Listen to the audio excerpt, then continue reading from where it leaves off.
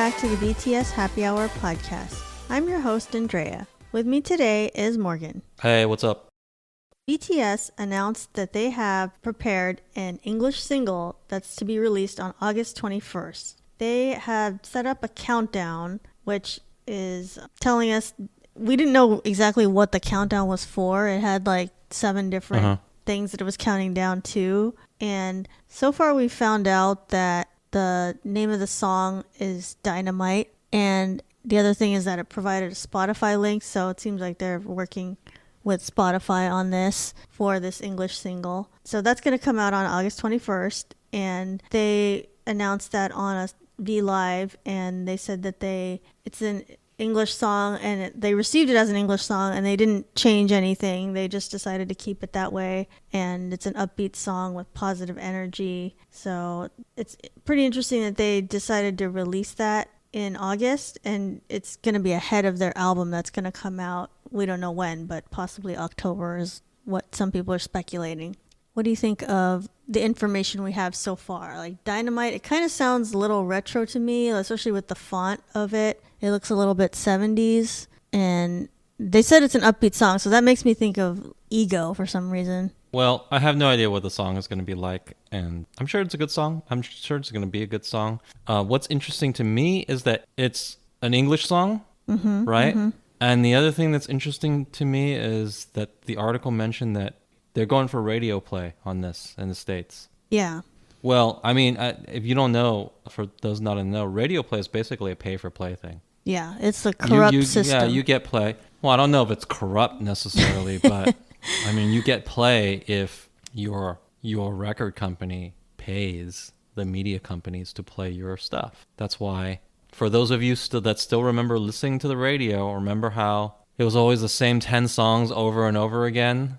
Mm-hmm. Trust me, it wasn't the DJs that had such limited tastes that they just wanted to listen to the same. I'm sure that they were immensely sick of those same 10 songs, okay? Yeah. But those were the songs that the record companies paid for, that they wanted to push, and so you had to play them for like a pop station. Maybe if it was like another station, like an oldies station or classical, they would play. They play whatever they want. Yeah, DJs would have more say, and right. Like, let's just play what we like. For just anything contemporary, the song choice is decided by companies paying for that time. Yeah, in fact, the DJs probably have very little say. Yes, they have very little say in it. They're just the personality. Now, I'm not sure how important radio still is. Like, does anyone still listen to the radio? I haven't listened to radio in a long time. But I guess maybe it is still important in certain segments, right? Yeah, like certain metrics, I think it counts for something. Right. Like if you're judging how big a group is. And maybe it does help awareness, because I do think that companies are still paying for that time. And what this says to me is that BTS is ready to pay for play.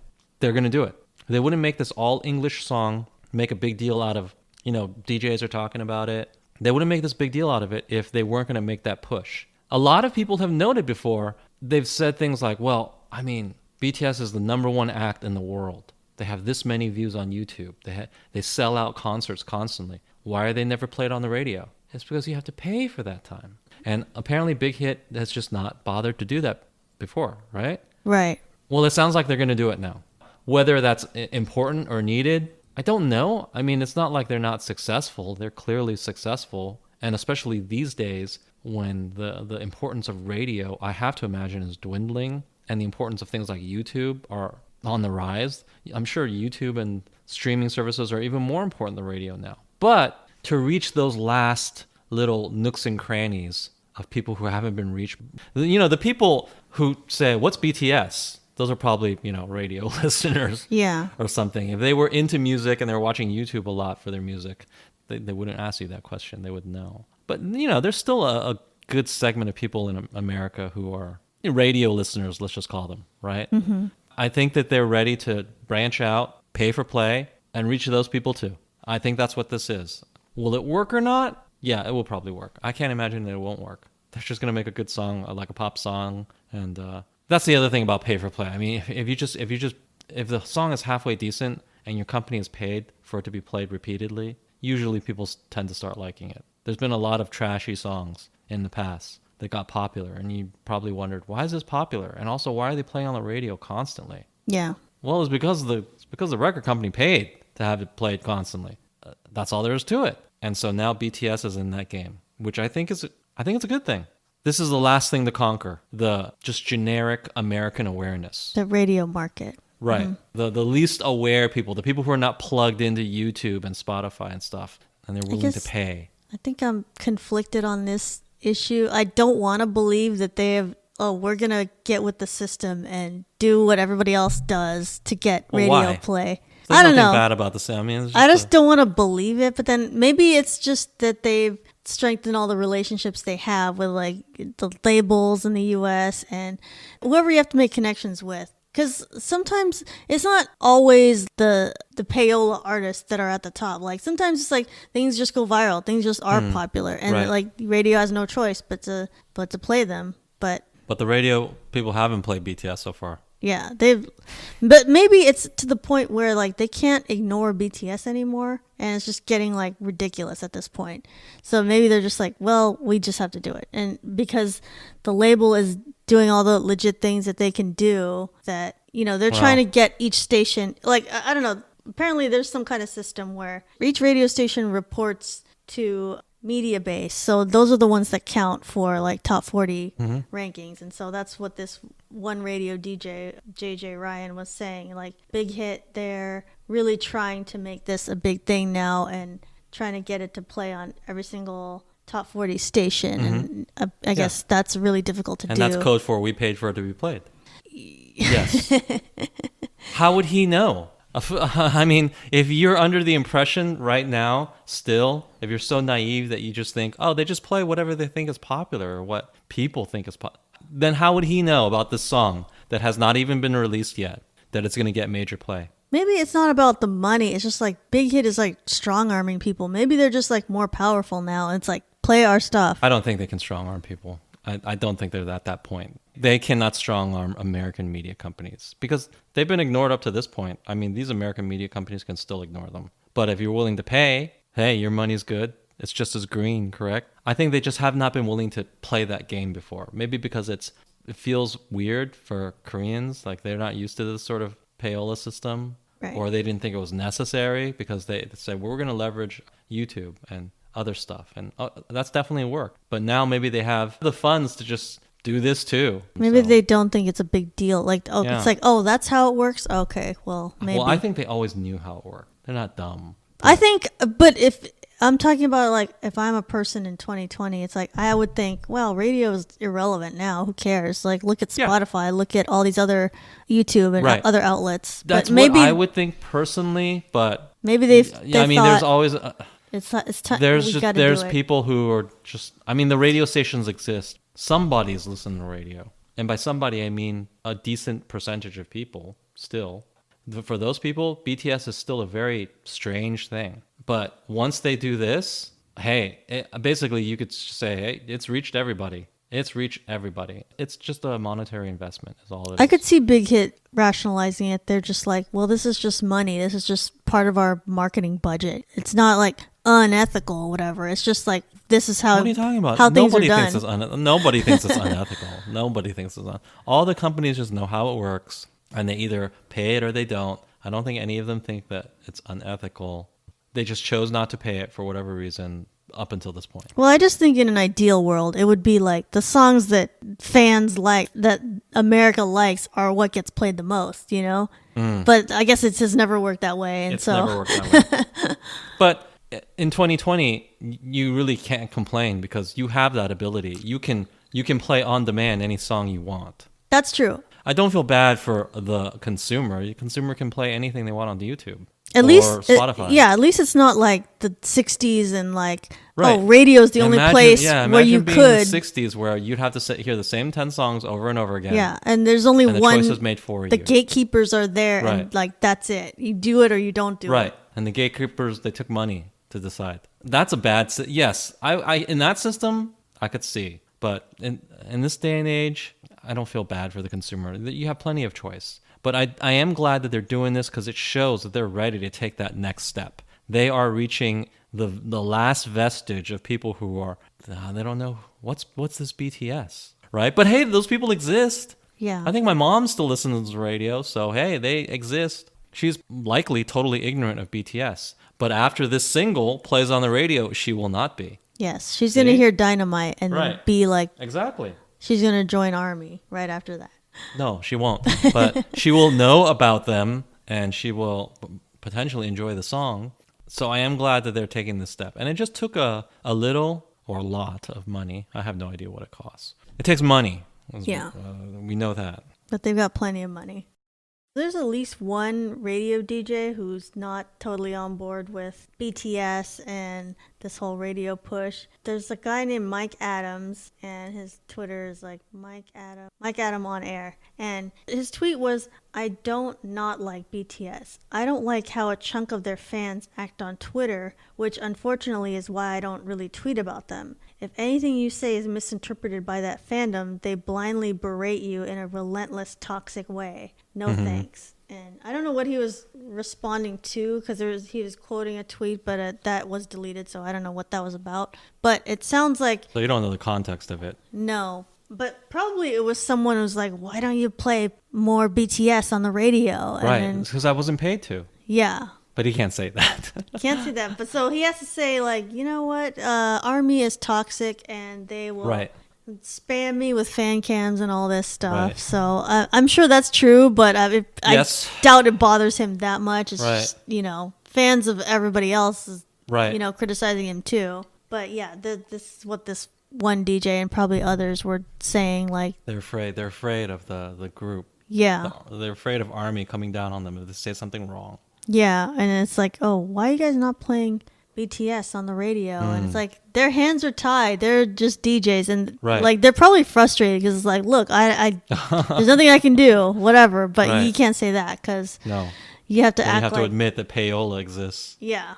Well, on the one hand, I feel for him because it never feels good when a gigantic number of people come down on you on Twitter. Although... I would love that. I just view it as engagement. It's like, come, please. I love the hate. At the same time, and I know this probably contradicts something I've said about hate mobs. And, well, the thing is, they can't get him fired, right? So it's not cancel culture. They can't, he's not going to be affected by a bunch of ARMY flooding a bunch his of whatever, tweets. Right? So it's okay. You're not taking away someone's livelihood. You're just sending hate or whatever. So... basically, my position is that Twitter is for the strong. Oh, no, I don't want to say that because there's a lot of weak people on Twitter that I don't respect at all. But if you want to be there and maintain your mental health and take it for what it is and get out of it entertainment value and get out of it what you want out of it, you need to be strong. Yeah. You have to weather a lot of negativity, okay? There are some people who are not strong on Twitter, but those people are the ones having mental breakdowns and oh my God, so much. I have to private my account and yeah, I see that a lot. I'm never gonna private my account. I see that from ARMY. A lot of them are like, I'm taking a break. There's just too much. Yeah, no, I'm never taking a break. It's for the strong. It's for people who can handle an almost limitless supply of negativity. So you just have to expect that to happen. If you cannot handle that, I would suggest that you not be on Twitter. It is a toxic place. It is a toxic place. That's a fact. But you know what? I'm not going to lie. A lot of us are part of that toxicity. And it's just a playground for people who are very often toxic. And if you can't play in that playground, just leave. There's plenty of places for you to go. Your local park, for instance. Go there with your dog or something. Your mental health will be much better. Trust me. And I'm not even saying that as just go there, you weakling, or something like that. No, a normal, well-adjusted person probably should not be on Twitter. You should maybe start a Tumblr instead. That would be, you don't get as much negativity. I don't know anything about Tumblr. I just know that I hate most people who do have a Tumblr. But I've never had one since I don't hate myself. I just think Twitter is more of a place where it's like a free-for-all. Everybody's going after everybody else. Twitter is like just the Wild West / gladiator arena where it's just blood sport nonstop. You have to be able to read a long string of comments that just tell you you're the dumbest person on earth. And you have to do that without it affecting your day. Like, you can't go back to work or to your boyfriend or girlfriend and have it mentally weigh you down. You have to be able to look at it and say, great, 500 people think that I'm an idiot. and then just go to whatever you were doing, cooking dinner Yeah. or doing your work tasks or whatever you were doing as a normal human being. Continue your day. Just do it and not have that, not constantly harken back and think, gosh, do that many people really think I'm an idiot?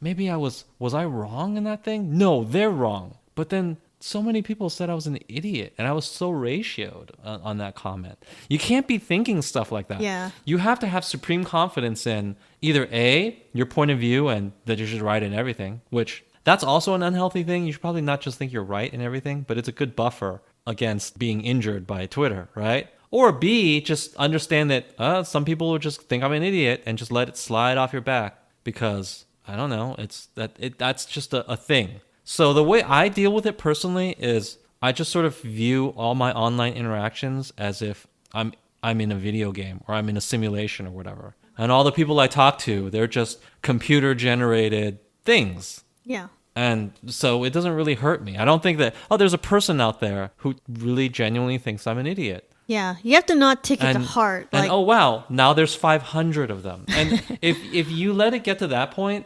yeah, it probably could take a toll on you, but you either need to have such thick skin or you need to rationalize it as something else the way I do. If you can't do one of those things, then you should probably not be on Twitter. For this particular person, he's a radio DJ, he's on Twitter, that's part of his job. I would say, suck it up, buddy, and this is just Twitter. And you just need to learn, hey, you're going to get all sorts of hate or whatever. Now, does that mean that the people who send things that are, really egregious, it's totally okay that you said something totally poisonous to just a random stranger online? No. I mean, you said something really poisonous to a random stranger. You might want to rethink that. You might want to think that, is this the type of person I am? Is this the type of thing that I want to put out in the world? It might not be the healthiest thing for you to be doing, okay?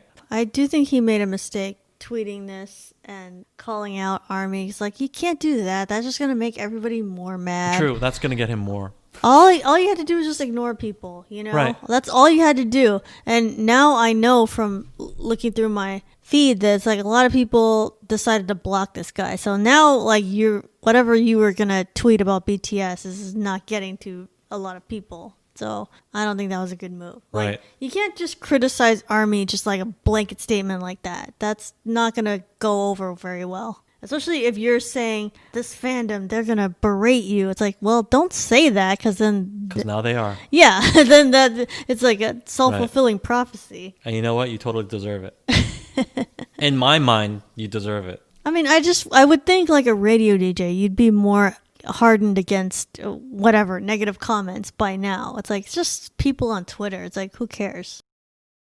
So if you haven't heard, Ellen DeGeneres of The Ellen Show is involved in a very large controversy right now. A lot of her ex-coworkers are speaking out about all these different things that have been going on at her talk show. I mean, we all know Ellen is like, this like super nice person, and she's dancing and is, loves everybody and says be kind, and it's like apparently that's just all a facade. And right. these coworkers are saying racist comments that are being said. There's sexual harassment. There's Ellen being like mean to everybody and like being demeaning to people. And there's like a security guard who is like, Ellen just like doesn't even look at you. Like you're like the hired help. And, right. She's just not a nice person. And there's like other like HR type things that people complained about too. Like, I took time off for a funeral and then I got fired, or I needed mental health help and then I attempted suicide and then they fired me right after. It's like, so basically it's being revealed what people in the know already knew about Ellen. That she's a total asshole. Yeah. I mean, this has been rumored for like many years. If you read the rumor sites and stuff, this is no shock. It's sort of like confirmation that John Travolta is gay or something like that. You're like, wow, really? Wow. Okay. Ellen is a dick to people. Okay? Everything on her show is a total facade. And I don't even fault her for that. I understand that, the product that you put out, it's not necessarily you. Does it have to be authentic? I mean, preferably it would be authentic, but I don't think that that's a requirement. Yeah. I think that if it's not authentic and you're devastated that, oh, Ellen, I thought you were exactly what you portrayed. on this television show where you make millions of dollars. Some of the responsibility lies with you, that you were fooled and that you're crushed by being fooled. Because you should be smart enough to know that what you see on TV may not necessarily be true. And you should always be a little bit skeptical. So if you're crestfallen or devastated by this, then that's partly on you, right? Like what you see, like you don't know that person personally. So never trust that 100%. And when I say trust, I don't mean always suspect that they're evil people or something. No, don't suspect that they're evil people. Just understand that the persona that people put out in public is often not as nuanced and as complete and as the reality, right? Because people are complex. Never take at face value what they're presenting. But Ellen is one of the, I would say she's one of the best examples of, wow, it's really different than what she presents. Right. It's like opposite almost. Like what she presents is, wow, she's one of the nicest people in Hollywood. I think the reality is maybe she might be one of the meanest people in Hollywood. Yeah, like there's so many stories of people who used to work there, and then they have some like story about her and how she treated them, and only now I guess she's being investigated for whatever. I don't know. So yeah, if there were crimes, if there are actual offenses, of course that should be investigated, and maybe she or the show production should be punished. But as far as just, hey, I'm not a very nice person, but I misled all of you to thinking I'm a really nice person, that in itself is not a crime, but it is fun to talk about because those of us in the know always knew it, and other people are just catching on.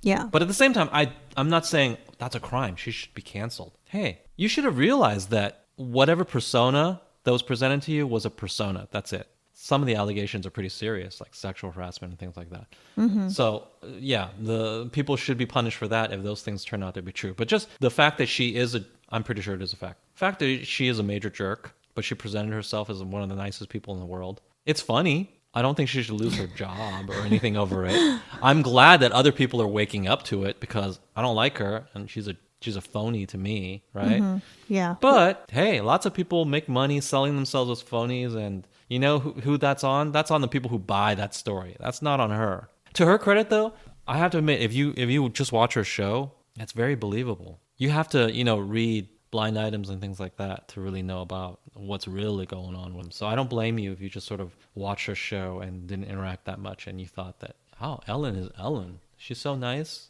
It's like the typical segment she has. It's like, oh yeah, she's nice. She's asking the stars about whatever. But there's been some like really awkward interviews that she's had, and it's like now people are like looking back at that, and like, oh okay, that's right. It makes sense. Like, why was that so weird? That interview, it like, reveals that she was a jerk. One time, like, she interviewed Dakota Johnson, and then it was just a very awkward interview. It's like someone was not invited to. Dakota Johnson was not invited to Ellen's birthday party or something like that, but it was just very weird and uncomfortable how they were talking about it. Right. It was like a weird social situation that maybe they shouldn't be talking about on the air, and it was just like, I don't know. It was I see. Well, some kind of tiff between celebrities.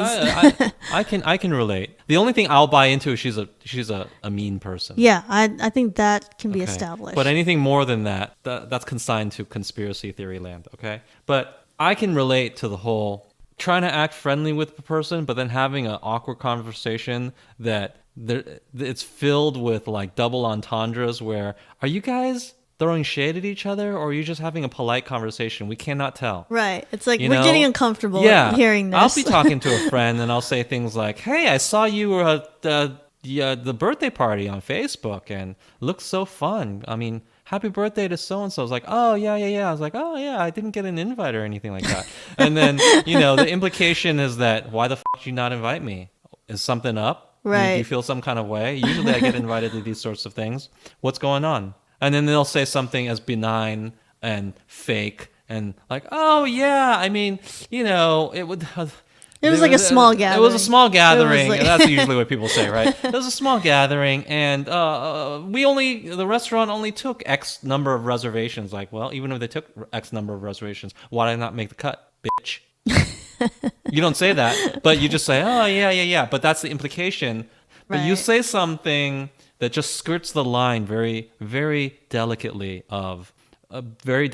between, I feel some kind of way about it, but I'm totally cool about it. But also explain yourself. Right. because I do feel some kind of way about it. And then there's some like Why was I not invited? some awkward Right. silences while someone's Right. thinking of an answer of why. Right.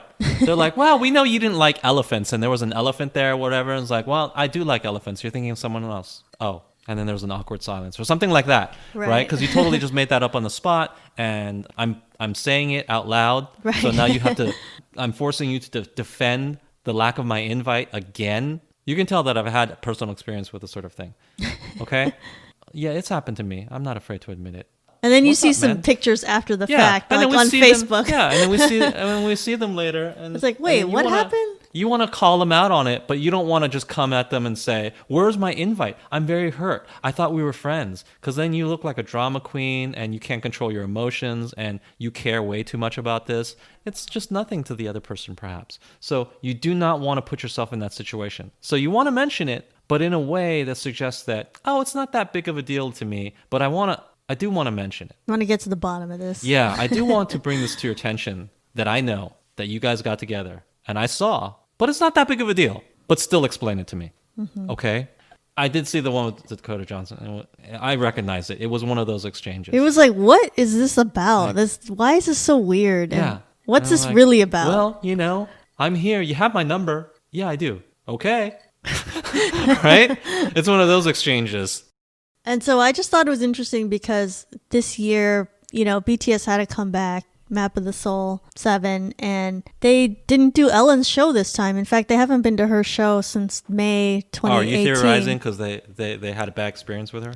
I think it's a couple things. I think they like caught wind of some of these things that are going around. I don't think that's true. They're like, let's avoid Ellen this time. I don't think they caught wind of these 2020. things. They don't read the same gossip sites that you do. They may not, but it could also be that they didn't like the questions she asked last time because she was asking about, hey, have you guys ever hooked up with your fans, with ARMY? And I'm sure they didn't like having to answer that. Yeah, and that's a pretty uncomfortable question. Yeah. maybe Big Hit was just like, okay, Ellen's off the list now because she's just a loose cannon asking these crazy dating questions, which you shouldn't ask K-pop groups, It's a cultural difference. She clearly doesn't care about that. Right. And doesn't do her research. When Ariana Grande is on your show and the entire world has nude pictures of her, then okay, maybe that's an okay question to ask. Yeah, you can ask who she's dating. That's but when totally K-pop fine. stars are on, it's really not something that you want to get into. No, definitely not. Yeah. That is like a don't ask kind of question. You're just supposed to ask about the music and, what do they love about America and for the 70th time, ask RM how he knows English. Yeah, and how he watched Friends to learn Which English. I think is a lie, by the way. Nobody learns English just from watching it. I think it's a lie. It's a fun story. It's a good story. But I don't think it's a true story. It's very difficult to learn. Pretty sure he learned in school. I'm pretty sure he had tutoring or something. You can't just watch a show and learn that way. I don't think. It would be so difficult. I'm not going to say it's impossible, but I'm going to say that I don't think it's true. I think it's more of a supplemental thing than like the primary way. Right. If he truly did learn from Friends, then he would, I don't know, he has some vocal mannerisms that would be more similar to Friends, and he doesn't. I appreciate that he's trying to relate to us. Right. But yeah, I don't think 100% he learned English from Friends. He had a tutor. I'm pretty sure that's what happened. He definitely learned in some formal kind of way. Anyway, they probably did realize that Ellen is not the best. Yeah, she's just going to ask like whatever random questions she wants to ask. I'm sure Big Hit doesn't want that kind of stuff to be asked about. But at the same time, I don't think that the reason why they avoided her is because of the stuff that we're hearing now. Okay. I don't think that has anything to do with it. She just wasn't the best. Like you said, she adds some questions that were a little uncomfortable. No, I mean, I don't think she was trying to be malicious about it. No, I think she was just asking, just because she would ask whatever pop star. Yeah, that question. think that it's a cultural difference. That's kind of a normal question, like a jokey question, like, "Hey, do you ever sleep with your groupies or anything?" Like, okay, I could see her asking an American boy band. Yeah. Something like that. Yeah. Or like a rock band. And they would just say no, but they wouldn't be that bothered by it, right? They would just say no, haha, no, right? Yeah. A K-pop group, they're on the spot. They're like, they don't know what you mean and they don't know how to answer that exactly. So it's like, let's just avoid this whole situation. Right.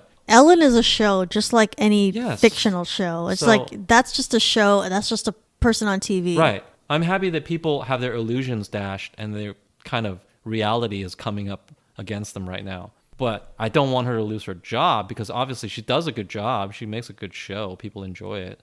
We should be mature enough to understand that and to separate those two things because people are not going to live up to stuff usually. Okay. Like, I don't know. Maybe the only celebrity that lives up to his persona is like Keanu Reeves. Everyone agrees he's a super nice person. Yeah.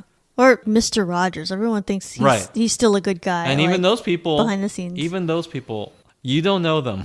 But if you like the Ellen show, you can keep on liking it. Yeah. And it's just a show. Just think of it that way. There's nothing wrong with liking it and enjoying the entertainment of a persona on the show. But don't think that it's real. It's not real. These past few weeks are proving it's not real. On July 28th, Jungkook uploaded a cover of 10,000 Hours, which is a song originally sung by Dan and Shay and Justin Bieber, to SoundCloud, BTS SoundCloud. So I thought that was very interesting thing that he uploaded because, I mean, I've heard that song before and I was like, oh, okay, I'm not like a Dan and Shay fan or anything, and that's kind of a country song. So I was like, okay, well, I guess he just follows anything Justin Bieber does and decided to do a cover of it. So, I mean, the song sounded good. It sounded fine. I liked it better than the original because I just don't really listen to country. So I just thought it was funny because this is another time where Jungkook showed how much of a Justin Bieber fan he was. Mm-hmm. They're friends. Yeah. Okay, I think it's pretty established by this point, right? I wonder if they've ever met, like actually. I'm sure they have. How could you be? Well, maybe not in this day and age. You could be friends online. Maybe in LA, like one time, it may have happened. Although I feel like they're thinking yes, they've met. There would have been a picture, I would think. No, not necessarily. It could have just been at a private gathering. Yeah. There's so many LA parties. We don't have access to all of them. That's true. Yeah. We don't know everything BTS is up to. They could have gone to any number of one of these LA parties at home. I'm sure Justin Bieber is at many of them. And I know they're trying to have some kind of relationship with Scooter Braun and like his artists. Are they? BTS's? Yeah, because remember that one time Jungkook went to Ariana Grande's concert? I'm sure he got free passes from Scooter Braun. Because Scooter Braun... This is not definitive, though. Yeah. They went to an Ariana Grande... okay. It's one more thing. I think they're trying to keep a bond there. So... Well, what's he going to do for them? I don't know. Maybe... I feel like they hinted at some point that there would be like a... Collaboration? Yeah, like something. Why don't they collaborate with Justin Bieber? I mean, they should. That would rock the world. Can you imagine the excitement? Maybe the album that's coming out, that it'll have something like that. That would be cataclysmic. People will go crazy. Even though I don't like Justin Bieber. But I do acknowledge he's a superstar. I think, like, put those two names together. Right. That would be pretty big. Yeah, I have to acknowledge that would just blow people's minds. Yeah. Although, is it really yeah, I think it would benefit both of them. Yeah, I think so. Yeah. Okay, so he is definitely friends with... Is that the entirety of the story? He's definitely friends with Bieber. Well, yeah, I just thought it was odd that all of a sudden this cover was uploaded. It's not odd. They're friends. Yeah, but it's like they're continuing this relationship, and like at some point we're going to see some kind of official song come out, I'm sure. Because like, I bet we will. Why would they keep this going? It's like, right. They're not just going to be friends from, across the world for no reason. Like right. These are people that should work together. If you're both musicians, it's going to pay off at some point. Right. So this YouTuber that we've been following, whose name is Techie Ray, previously he had created an algorithm that judged whether K-pop groups, how much synchronization they have when they're dancing. Mm-hmm. And this time he created a video where like the AI was able to make its own dance based on, he fed videos to it and then it broke it down by frames. Right. And then it just invented some kind of new dance from that. It understood what a K-pop dance looked like and said, here's a dance. Here's something. It's like, that's crazy that can be created. Right. I mean, not crazy, but it's like, whoa, okay, we're at that point now. We're totally at that point. Yes, we are. He created some kind of dance and then he reenacted it, the coder. And it looked kind of like it looked K-pop like a real dance. thing. Yeah. It's like, okay, that looks like a legit dance. Right. That's interesting. Wow. But do you think will this reduce the need for like human choreographers? Like, you're not going to need people anymore? No, because I don't think humans will have faith in just having an algorithm choreograph things for them. I don't think that will happen at any point. That's true. Like even though they probably could. They Honestly, could, they could. and then you look at it and you're like, wait, I don't like that dance. Let's change this, Right. and this, you know? Right. So, no, I don't think so. But I think it is amazing that it produced a dance that did look like a dance. Yeah, it definitely looked like a legit Right. dance. So, yeah, that's how far we've gotten. It looked like a legit dance. And I think, okay, the only flaw I would say was that it was based on other dances, so it didn't have like that much creativity Well, all because things would be based on something else. That's no big deal. that's true. But I wonder if it will get to a point where the AI can innovate it on its own. Yes, at some point, machines will take over. Yes, they'll do everything. When your phone doesn't work anymore and like your Right. toaster's At some point, they will take over. Hopefully, we don't live to see it, but it is coming. yeah. It is coming. Humans will be obsolete. They won't even do K-pop dances. So we've heard some news about Blackpink's album that's coming out. Apparently, their next single is going to have Selena Gomez as a feature. So what do we think about that? I don't like Selena Gomez. I don't think she's a good artist. What? But at the same time, I don't think this makes it bad. Yeah, I mean, I think it's good. It probably will branch out to audiences that they haven't reached before. So I think that's a good thing. she's at least relevant. She had an album that came out Yeah, she's this definitely year, relevant. So I just don't prefer her as all. But it's a good collaboration. probably a good choice because they might have like a similar demographic of a fan base. Like, okay, maybe you Right. get some crossover fans. When this new album comes out and they have collaborations with Lady Gaga and now you say Selena Gomez and who knows, maybe others. And the sound has always been pretty tailor-made for a North American market. And now people are aware of them. They're poised to really ascend. I'm not saying that like I'm a Blink or something. I mean, I like Blackpink, but they're not my favorite group or anything like that. I'm just observing objective reality as it is happening. That's it. Okay. They're definitely poised to do that. And the only thing that would mess them up is, the whole YG thing, how they're just a mess. Yeah. But they have a full album coming. They have these collaborations with big American stars. Those facts suggest that YG isn't as much of a mess as we'd like to think, right? They're doing these things. These are good moves for them to make. Yeah, and like how you like that happened, and like we hadn't had a Blackpink song in so long, and I was like, "Well, that's Right. like such a good song." And Right.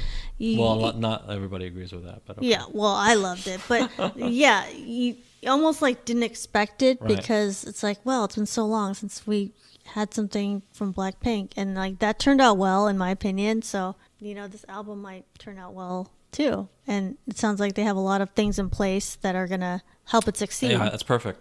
I'm not going to say, well, why isn't BTS doing this sort of stuff? They're collaborating with people too. And like you said, who knows? Maybe Bieber is the next person on the list. And if he is, that is a monster collaboration. That's better than Selena Gomez. Oh, they dated. What a funny coincidence. Oh yeah. Yeah. But he's bigger than her, much bigger. So obviously that's a gigantic collaboration. That would be amazing. But her collaborating with Blackpink is also amazing. I think that's great for them. That helps their brand because Yeah. it's like, oh, girl power. Like that helps their Yeah, image. so it's all positive. Totally ignoring the quality of the song, or it's almost not as important whether the song is good or not. But Yeah, I don't- the promotion, the production, all of that stuff is great. Who you choose to collaborate with, it's very important, and they're just ready to ascend. And fortunately for them, I know that people may not like hearing this, but they've just have this advantage. They don't have to go to the military. That is a big, big, big advantage for them. We're not trying to side one way or the other on any sort of fandom wars, which are dumb in my opinion. But it does look like the future is potentially Blackpink. That's not to say that other groups are not going to be successful and there's no room for that's dumb. Of course, there's room for all of these groups, and hopefully they're all successful. I just noticed on their teaser poster, it says August 2020 for this song that has the feature with Selena Gomez. Like, do you think, okay. Well, that's when BTS is coming out with their English song. Yeah, I was like, we just started August. Right. Okay, they're saying August 2020. Obviously, they don't want to release it on the same day as BTS's like Dynamite. They're probably They gonna. can both get radio play. They're gonna pick a different day, probably. Yeah, but they can both get radio play. It's not like only one song can get radio play. Yeah, I just didn't realize this one song that they're doing with Yeah. Selena Gomez is gonna come out in August. And if they're collaborating with Selena Gomez, obviously they're thinking of getting American radio play. Yeah, they must have something in place Right. to get it. I mean, they were thinking of it with Lady Gaga. I don't listen to radio anymore, so if somebody can tell me, did that get any radio play? I don't know. But that clearly was the intention. Yeah. Because Lady Gaga, she's a big artist in the States, and she tries to get radio play, or her company tries to get her play. That's huge that they were on her album. But when they collaborated with her, I would say that she was the dominant presence on that song. Mm-hmm. So it's kind of like it's her song with Blackpink. Will this song be Blackpink with Selena Gomez? If that's the case and it still gets radio play, that is a fundamental difference. That is kind of a progression. And so if majority Blackpink song gets heavy radio play in the States, that would be a progression on their part. Even if the Lady Gaga song got radio play, it's still kind of her with them. It's not the same thing. Yeah. And it's like if that got a lot of attention, it might be more because of Lady Gaga. Right. But if they're the majority on this song and it still gets heavy American radio play, that is a big step. Just like we know that BTS is trying with their all English song. They're both making moves. They're both working to take over this market.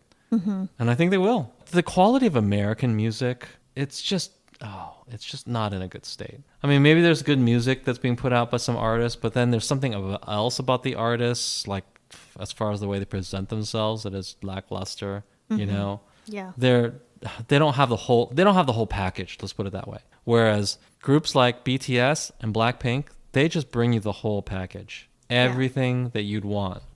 I don't think you're getting that from American artists these days. You're getting this is strong and that's weak. Especially during the quarantine time, you can kind of see some weaknesses in people. Yeah. It's like, oh, you really need like a big stage and a big to do in order to make you look like a star. Right. Whereas like or your production is lacking or your visual is lacking. I'm sorry. That's a polite way to say that you're not a very good looking person. But hey, these things matter, right? These things do matter in the world of pop music and how you present yourself. And people are just not the whole package, at least the American artists, in my opinion. So it's ripe for Blackpink and BTS to take over.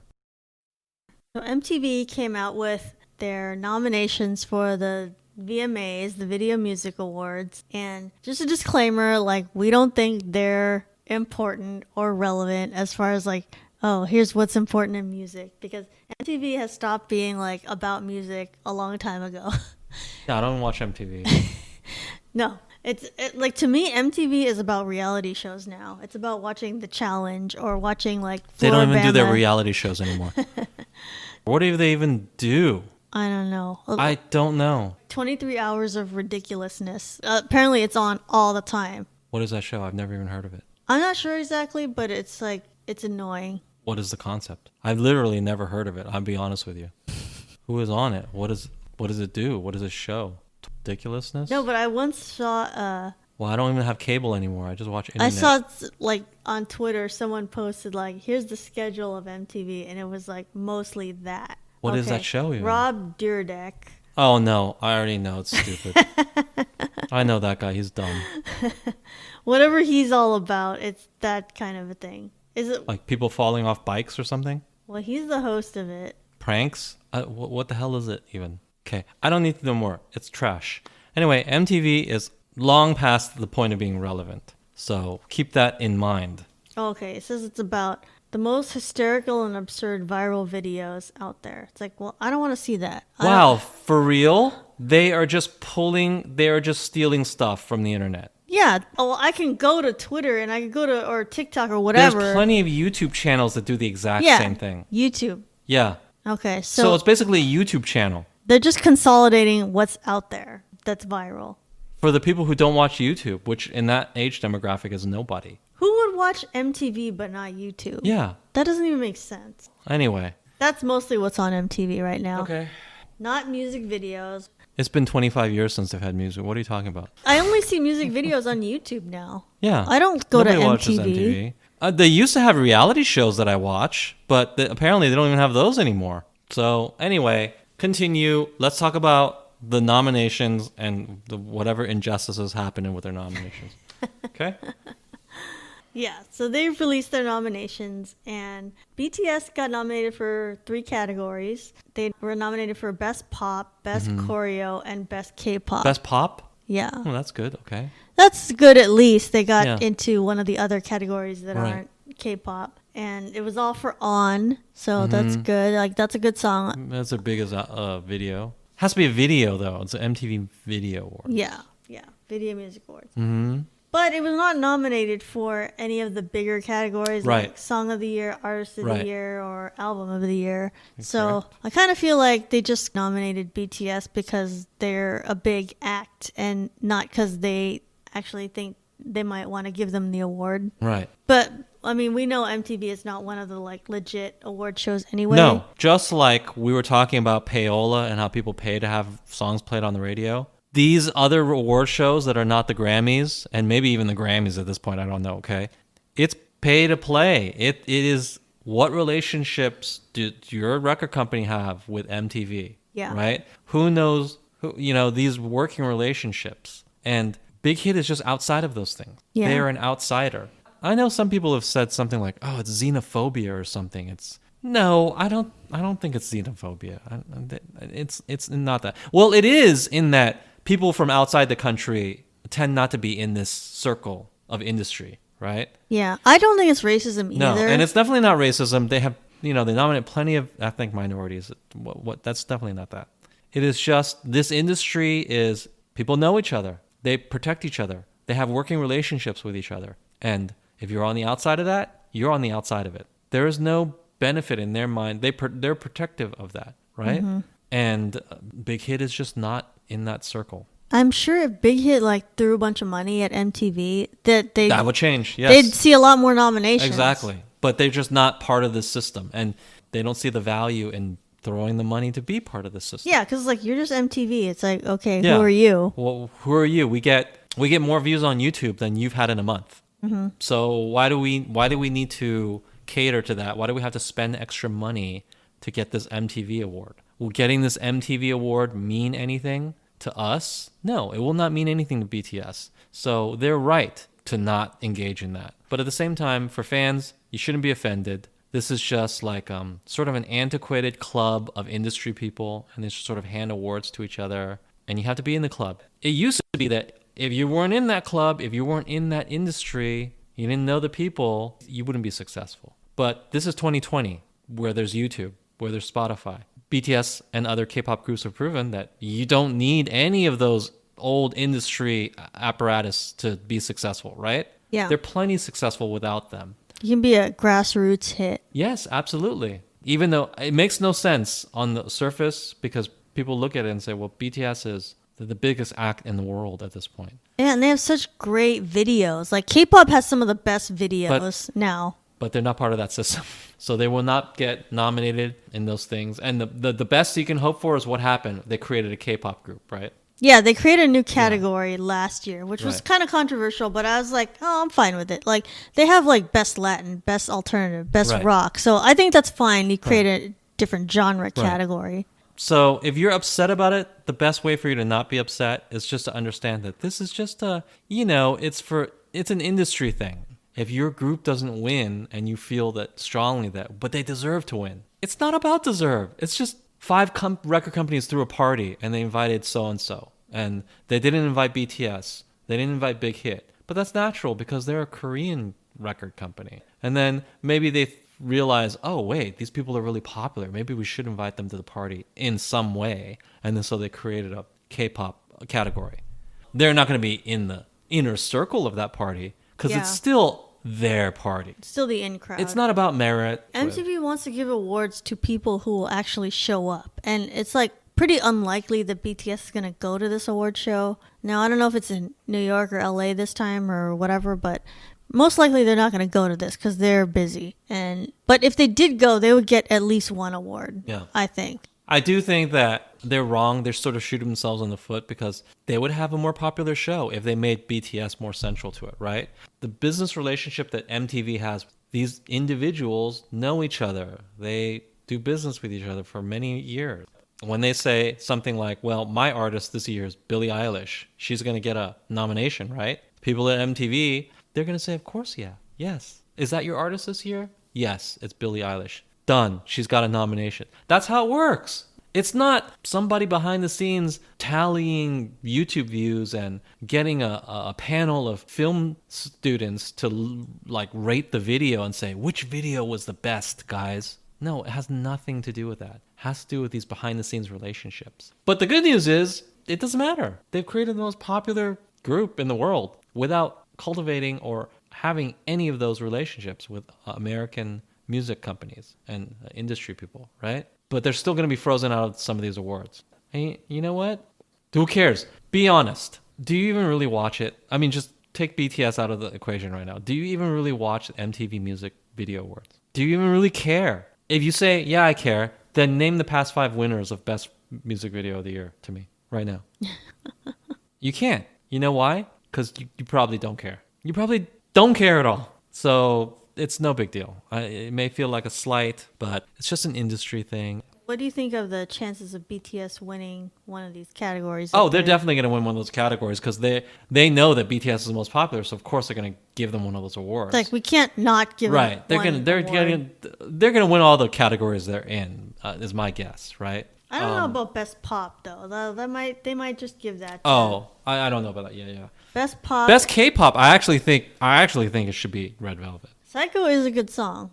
I think Psycho is a slightly better video too. So nominated for Best K-pop. BTS should win this. It's like the most likely one that they would win if they want to give one to BTS. They will win that one. But what's nominated is G-Idol for Oh My God, BTS On, EXO for Obsession, Monsta X, Someone, TXT for 9 3/4, Runaway. That's a really good song, but I don't think it would win. And then Red Velvet for Psycho. My pick would be Red Velvet, but it's going to be BTS. Yeah, I think that's the name. Because I think at MTV, they aren't that familiar with Red Velvet. And I'm surprised Blackpink wasn't in this category. But maybe their song that just came out didn't make the cutoff or something. Yeah. So they'll win that one. They'll throw them a bone. I know Lady Gaga's people are very, have relationships with whoever. And, we know Scooter Braun and his artists. They're very involved in this. So, Best Pop, that's good that BTS was nominated. But most likely they're not going to win Best Pop because that's going to be Lady Gaga and Ariana Grande for... I just feel like this whole year they've decided that Lady Gaga and Ariana Grande Rain on Me is going to be what wins. I could be totally wrong, but I just feel like that's what they want to highlight this year. And then Best Choreography, there's 6 nominees there. BTS with On, if you watch the Kinetic Manifesto, which had all the choreography, it's none of these other groups that are nominated can even do that choreography. Right. It's so difficult. But probably they won't win that because it's they're going to say, okay, BTS, you can win the Best K-pop, and that's it. But yeah, these other songs, their choreography, there's no way it was as difficult as On. Right. Well, what do you want me to say? They should win, but that it has nothing to do with... You just talked about whether something was good or merits winning. That has nothing to do with it. Yeah, this is not about merit. No. This is MTV deciding who they want to win. Who do we want to attend this award show and show up and have a speech and maybe have a viral moment? Although they really can't have a viral moment anymore. It seems to not happen anymore. Not since Kanye West interrupted Taylor Swift. That's the last time something crazy happened. We're never going to recreate the "I'm gonna let you finish" moment. No. I know they're including K-pop groups just, I don't want to say token, but I just feel like it's an entry point right now. They're just saying it just because okay, we know K-pop's popular, so let's include them in a couple categories. So you are saying it's a token. Yeah. You are saying it's a token. A little bit. Yeah. It's not inherently bad. It gets your foot, it gets exposure. I don't have a poor opinion of tokenism the same way other people do. I think it's still valuable to get your foot in the door, to get exposure.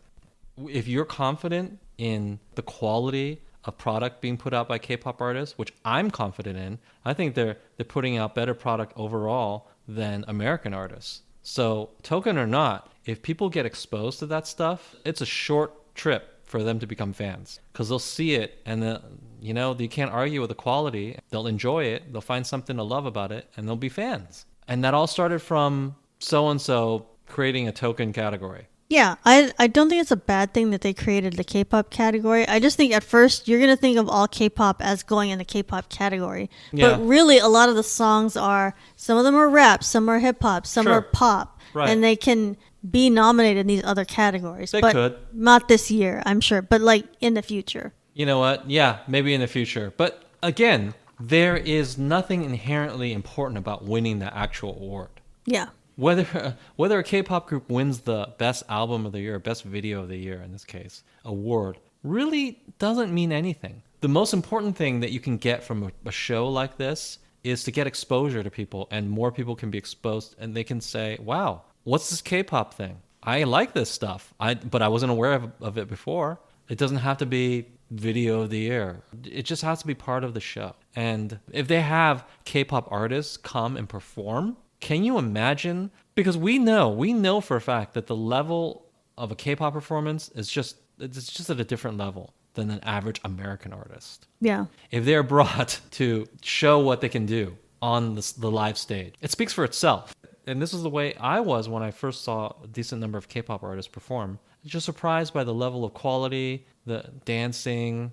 It was just another level in every single way. And it just really spoke to how much work they put into it. Yeah. And that will shine through. And it doesn't matter what they're nominated for. If they're allowed to showcase that, that's a win. You can't look at that as anything other than a win. It doesn't matter if it's for a token category. If it doesn't matter if it's this or something else was insulting to you or whatever. Just remember that showing what they can do is a win. And that's the benefit of being better. It doesn't matter if you're like the bottom of the bill. And yeah, you know? It doesn't matter if they keep putting it at the bottom. If people see you, they're going to see that level of quality. It's going to shine through. It doesn't matter if you get is there award still like a moon man, like an astronaut? Yeah. And it doesn't matter if you get one of those moon man awards. Who cares about that? You're going to get new fans because you showed people quality of what you have to offer. And I don't think that MTV is particularly threatened by that. They're not, don't show them that. I think maybe some American record companies are a little bit threatened by that because their artists, they might be thinking, oh, maybe will our artists make less money if people start listening to K-pop artists? So some of the Western labels might be thinking that, right? But if they're thinking that, I do believe that their initial reaction won't be to say, let's suppress all K-pop and prevent people from liking K-pop. Their initial reaction will probably be, oh, let's sign some K-pop acts for ourselves, which you are seeing. Yeah. Some of the Western record companies are doing that. That would be their initial reaction. Yeah. Okay. Which is a good reaction because that will help it spread even more. Okay. So if you're one of the people that thinks that, oh, people have it out against K-pop, they are trying to suppress it, they have xenophobia, all sorts of things that people are against us. No, I don't think that's reasonable. People are not. So don't be upset about it. Don't be hateful about it. They don't have anything out against BTS or any other K-pop group. Yeah, I feel like a lot of the issues people think are about racism or xenophobia. It's really about money, though. It's about, well, we want these groups, American groups, to succeed. And they're on first name basis, right? The people at MTV are on a first name basis with the people at record companies, and they see each other all the time, and they say, you know what I need you to promote? I need you to promote Billie Eilish. I need you to promote The Weeknd. You're going to say no to the guy? They know Scooter Braun. You're going to say no to the guy you've worked with for 20 years? You're going to work with him. And then this guy from some Korean company called Big Hit comes over and says, could you give no, maybe, we'll try. I mean, we don't have anything against you, but there's only so many spots. That's the conversation they would have. That's what they're working with. But it's interesting. They were still nominated for 3 categories, so hopefully they get 1. The exposure for K-pop in general, it's going to be good. There's always going to be some people that are like, wow, that song sounded really good, or that dancing looked really good. Thank you to our guest, Morgan. You can find BTS Happy Hour on Apple Podcasts, Spotify, Google Play, Stitcher, Podbean, CastBox, iHeartRadio, and YouTube. New episodes weekly. Please comment, leave a review, or rate wherever you are listening to the podcast. Follow BTS Happy Hour on Twitter and Facebook. Until next time, this has been BTS Happy Hour. Thanks for listening, and remember, make every hour a happy one.